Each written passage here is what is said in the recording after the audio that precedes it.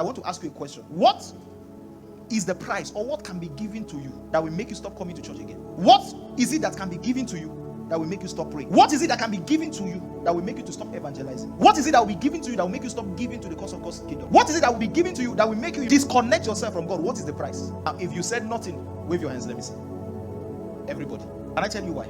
The reason is because you are seeing God as a means to survive. But the moment everything that you need is provided, that is when you will know whether you can truly answer that question. I want you, after this service, many of you call your friends and relatives abroad. Those who went to the UK, those who went to the US, ask them when last did they go to church. Ask them when last did they pray. Ask them when last did they evangelize. Ask them when last did they study the Bible. The reason is because they left a nation where you have to depend on God for everything, and they went to a nation where they depend on the government. They know that they don't need to pray for good road. In Nigeria, before you travel, Father, I commit my journey into your hands. The road is clear. Bandits are clear. Any evil eye from the village see monitoring me, I set it on blindness.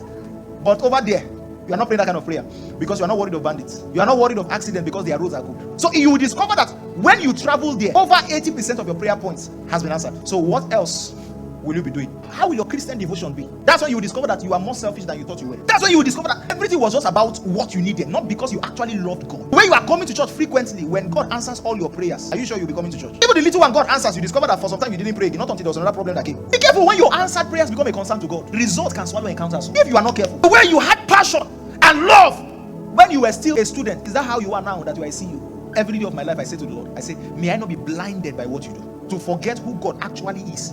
God can give you results, and guess what? That result will blind your eyes.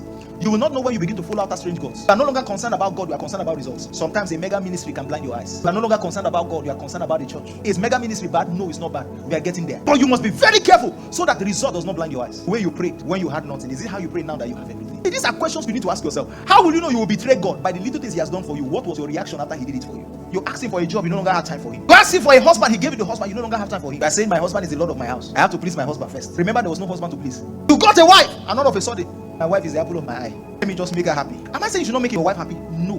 But let your result not blind your encounters. I know many women who were on fire when they got married, they became cold. They were more concerned about cooking ofe onugo. It's not bad though. They were so busy that they lost touch of their covenant. Even if you are a wife, be a wife that carries fire. Tell your husband, I don't know your plan when you enter this marriage, but I made a covenant before God that as for me and my house, you must be very careful when your results begin to blind your eyes.